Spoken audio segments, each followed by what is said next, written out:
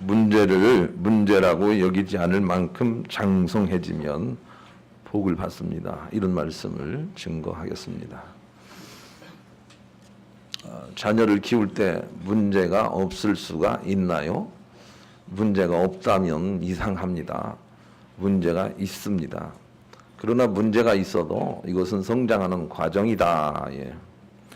당연한 일이다. 이렇게 생각을 하고 문제를 삼지 않고 굳게 서 있으면 자녀들이 여러 가지 체험을 하더라도 다시 돌아오게 됩니다.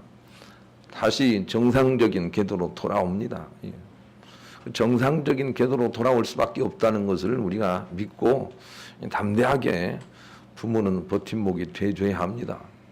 그렇게 하고 계신가요? 제가 근 몇 년 동안 이 메시지를 계속 전하고 있는데 하고 있는지 모르겠어요.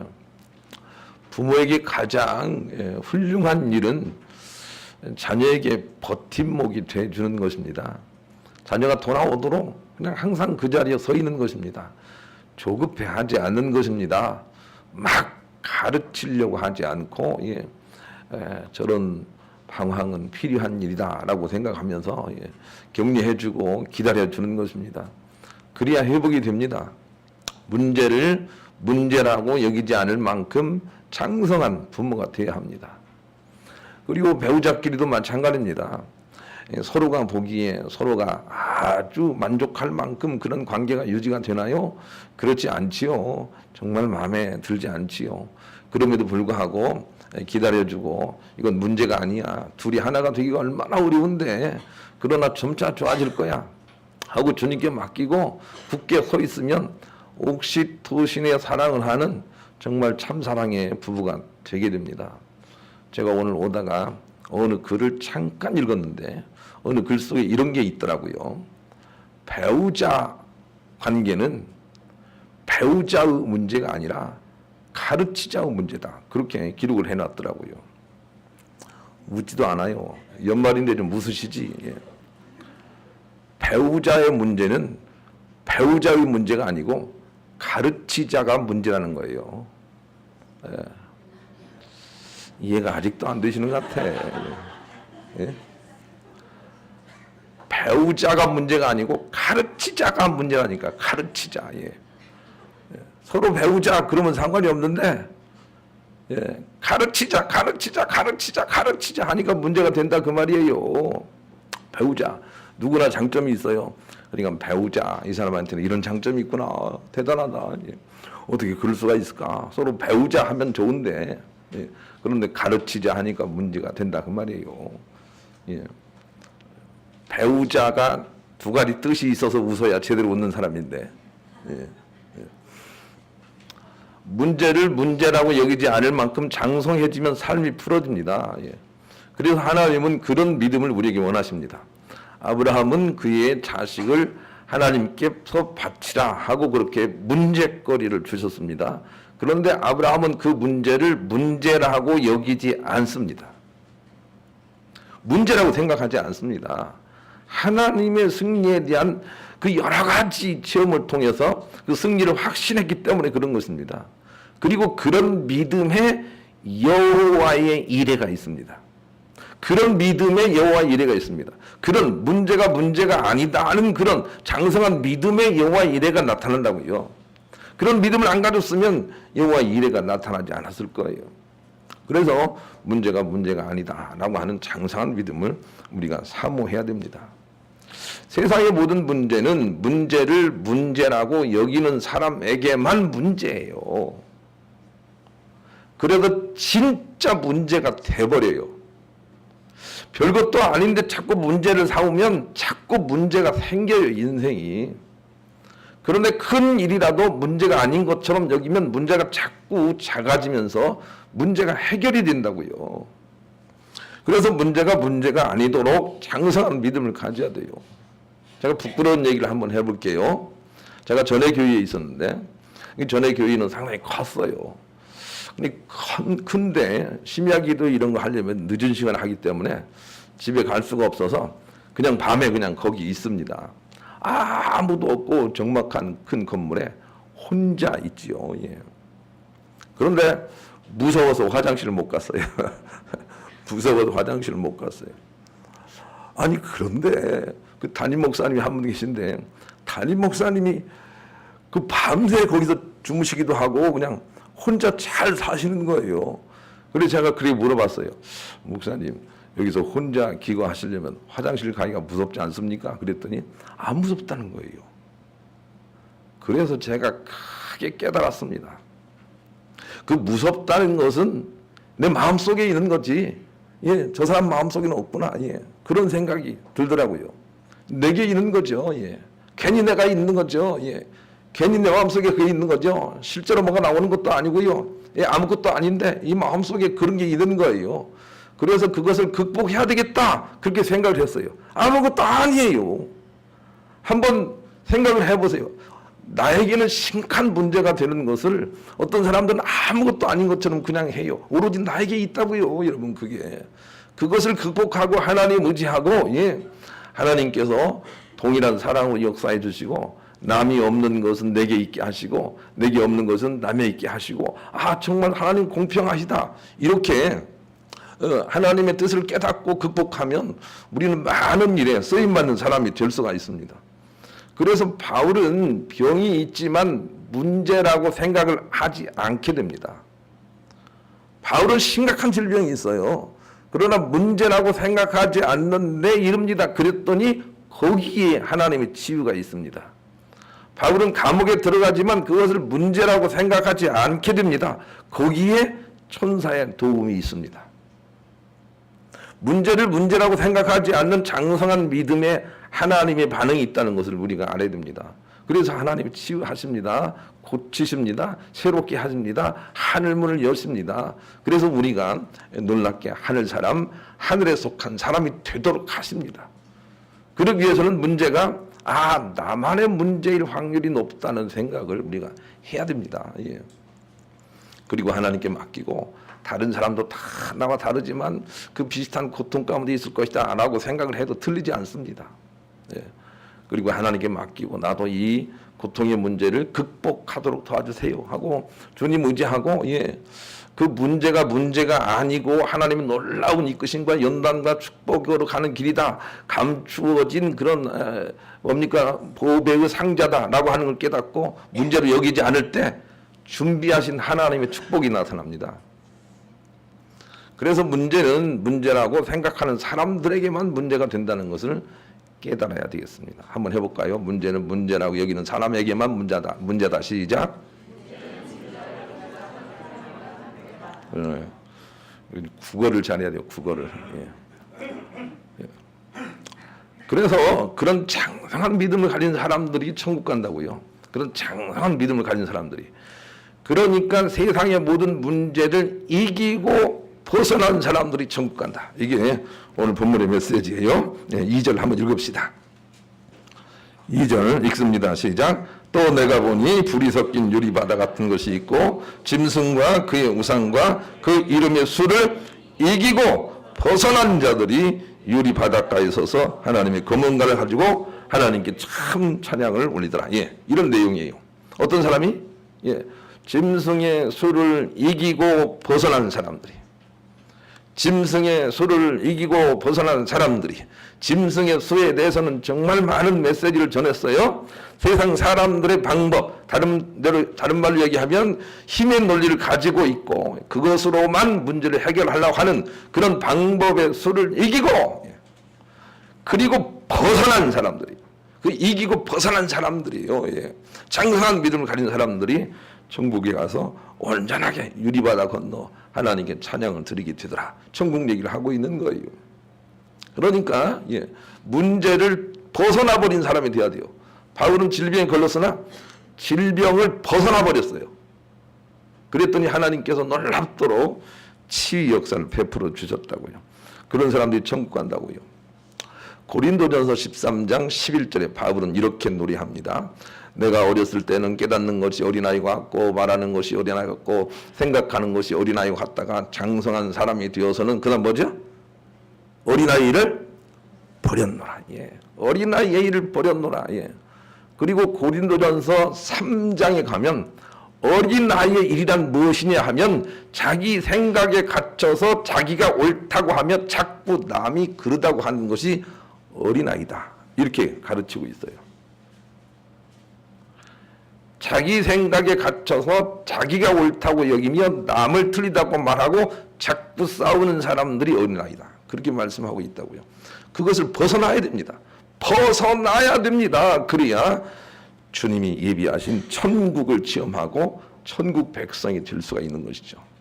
그래서 이기고 벗어나야 됩니다. 문제가 아니라고 장성한 믿음을 가지고 벗어나 버려야 됩니다. 하나님의 축복이라고 생각을 해야 됩니다. 문제가 하나님의 축복이다. 예. 이렇게 생각하면 하나님이 예비하신 그 응답이 내려옵니다. 하늘 문이 열립니다. 하나님 나라가 오게 됩니다. 하나님이 오른손으로 고칩니다. 예비하신 여호와 이레가 나타난다고요. 그래서 자꾸 문제라고 생각하지 말아야 됩니다. 그런 마음을 가지고 복음성가 336장 다 같이 부르겠습니다. 곰곰이 생각해 보면 우리가 알 수가 있습니다. 하나님이 나를 고통을 주신 대신에 남들이 알지 못하는 생명에 대한 것을 얻게 하시는구나. 이렇게 생각할 때 생명뿐만이 아니라 재물과 명예도 주시겠다. 이렇게 하나님 말씀하셨어요. 그러니 문제가 축복이라고 생각을 해야 됩니다. 오늘 본문을 통해서 깨달아야 될 것이 두 가지가 더 있습니다. 첫째는 참복은 문제라는 생각을 이기고 장성해질 때 찾아온다는 것입니다. 참복을 받는 이치를 제가 설명해 드릴 테니까 잘 들어보시길 바랍니다. 그리고 삶에 응용을 해서 꼭 참복을 체험하는 그런 장성한 사람이 되어야 합니다. 하나님의 축복은, 하나님의 참복은 우리를 고통 가운데 처하게 하시는데 고통이 아니라고 하며 그 고통을 이길 때 하나님의 참복이 나옵니다. 그 원리와 이치를 알아야 됩니다. 일이 어그러지는 것 같은데도 하나님이 나를 잘되게 하시는 믿음으로 고백하게 될 때 거기에서 하나님의 거룩한 참복이 내려온다고요. 그러니 거기까지 갈 수 있어야 됩니다. 자녀들에게 조그만 문제가 있을 때 그냥 너 때문에 못 살겠다 하고 그렇게 하는 사람들은 평생 가도 자녀와 관계도 해결되지 않고 자녀를 통해서 참복을 받지 못합니다. 부부간의 문제도 그냥 조그만 문제가 있을 때 당신 때문에 못 살겠습니다 이렇게 말하게 될 때 평생 동안 그 문제도 해결되지 않을 뿐만이 아니라 진실로 주님이 원하시는 30배, 60배, 100배의 결실을 체험하지 못하고 저 세상으로 갑니다. 그러나 문제가 아니다라고 생각을 하고 하나님께 오히려 감사한 마음을 가지고 하나님의 축복이다 이렇게 생각할 때 참복이 내려온다는 것을 우리가 알아야 됩니다. 복이 내려오는 시점이 거기라는 것입니다. 그것을 잊어버리면 안 됩니다.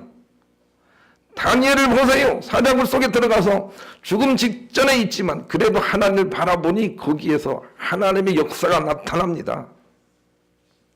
문제를 극복할 때 하나님의 응답이 있지 문제를 두려워할 때 응답이 있지 않습니다. 문제를 이길 때 응답이 있다는 걸 알기 때문에 문제가 와도 이거는 하나님의 시험이 아니고 축복이다 생각하고 하나님을 의지하고 입술과 마음을 지켜서 이겨버릴 때, 이길 때 하나님의 참복이 온다는 거 안다면 우리는 정말 부지런히 하나님 놓치지 않으려고 24시간 하나님 붙들고 살려고 그렇게 애써야 됩니다. 우리 기도해야 됩니다. 하나님 내가 실족하지 않게 도와주세요 하고 기도하면서 하나님 붙들고 살아야 됩니다. 그리고 나서 온갖 수모와 온갖 남들의 멸시와 이런 것이 다 지나가고 그래도 믿음을 붙들고 서 있을 때 그때 하나님이 예비하신 복을 주신다고요. 그 시점을 알아야 됩니다. 시점. 이기고 벗어난 시점에서 하나님의 참복이 내려온다. 이렇게 말씀을 하고 계세요. 그러니 그렇게 살아야 돼요. 그렇게 사는 게 최선이에요, 여러분. 조금도 입술로 실족하지 않고 원망 불평하지 않고 그냥 하나님을 소망하면서 사는 것 최선이에요. 최선이에요. 예. 최고의 방법이라고요. 그래야 우리가 참복으로 나갈 수가 있습니다. 머니투데이라는 신문에 장성한 사람을 이렇게 표현해놓고 있는데 조금 우리가 받아들일 필요가 있습니다. 장성한 사람은 첫째, 더 많이 듣고 더 적게 말하는 것으로 드러난다. 둘째, 책임을 회피하지 않는다. 셋째, 덜 따지고 더 많이 협조한다. 넷째, 변화를 두려워하지 않고 받아들인다. 다섯째, 다양한 연령대의 사람들과 어울릴 수 있다. 6째, 보는 것보다 훨씬 덜 쓴다. 7째, 다른 사람만큼 자기 자신도 소중하게 생각한다. 8번째, 사회생활을 하며 정신없이 살아오면서 자신이 사회의 잘못된 관행이나 습성에 물들었을 수도 있음을 이해한다. 이런 사람이 장성한 사람이라는 거예요. 여러분, 장성한 사람이 되기를 간절히 소망합니다. 영적으로나 육적으로나 장성해야, 그래야 하나님의 참복을 받습니다. 그런 의미로 복음성가 432장을 다시 한번 하겠습니다. 여러분, 구원의 타이밍을 잘 이해하고 거기까지 가야 됩니다. 구원의 타이밍. 그래서 한 번이라도 자녀들에게 야, 너 때문에 힘들다 이런 말을 하면 안 됩니다. 한 번이라도 부부들끼리도 지금부터라도 당신 때문에 힘들다 그런 말을 하지 마시고, 아까 장성한 사람, 나 때문에 힘들죠 이렇게 말을 해야 됩니다. 나 때문에 힘들죠 이렇게 말하고 지키면 어느 순간에 하나님이 하늘문을 확 여십니다. 우리가 문제를 이기고 벗어날 때 하나님이 복을 주시기 때문에 그런 것입니다. 두 번째, 깨달아야 할 두 번째는 문제가 있어도 장성하게 반응하면 마귀가 기겁을 한다는 것입니다. 우리가 싸워야 할 대상은 세상의 눈에 보이는 것이 아니고, 세상의 눈에 보이는 사람이 아니고 그 위에서 조종하는 마귀 사단이에요. 우리가 싸워야 할 대상은 그 위에서 조종하는 마귀 사단이에요. 이걸 잊어버리면 안 돼요. 우리가 싸워야 할 대상은 눈에 보이는 게 아니에요. 우리가 싸워야 할 대상은 눈에 보이는 가난과 싸워야 되는 게 아니에요. 가난을 조종하고 가난으로 이끄는 마귀 사단과 싸우는 거예요. 싸움의 대상을 바꾸세요. 내가 싸워야 할 대상은 내 자녀가 아니에요. 내가 싸워야 할 대상은 내 배우자가 아니에요. 그 위에서 조종하는 마귀 사단이라고요. 그 사실을 잊어버리면 안 됩니다. 여러분, 남편이 화랑방탕하게 사는 것 같으면 남편하고 싸워서는 안 됩니다. 누구하고 싸워야 되죠? 남편 위에 역사하는 마귀 사단과 싸워야 돼요. 그런데 마귀 사단은 문제를 문제라고 생각하지 않는 장성한 믿음을 보고 도망간다 그 말이에요. 그런데 우리는 번지수가 틀려요. 항상 문제가 너예요. 너 때문에 힘들다고 생각을 해요. 그래서 평생 동안 문제를 해결하지 못합니다. 문제는 문제 뒤에서 조종하고 역사하는 마귀 사단인데, 마귀 사단은 우리가 그 문제가 별거 아니고 하나님의 승리가 분명히 있을 것이라는 믿음을 가지고 반응을 하게 될 때 그 역사를 놓고 도망가기 때문에 상대가 변화가 되는 것입니다. 그러므로 싸움의 대상을 바꿔야 됩니다. 마귀 사단으로 바꾸십시오. 눈에 보이는 것과 싸우려고 하지 마십시오. 보이지 않는 실상을 가지고 우리가 싸움을 하려고 애를 써야 합니다. 그래야 승리할 수 있습니다. 제가 존경하는 케네스 해긴 목사님은 몸이 너무 아팠는데 이 아픔의 문제는 영적인 문제라고 생각을 했어요.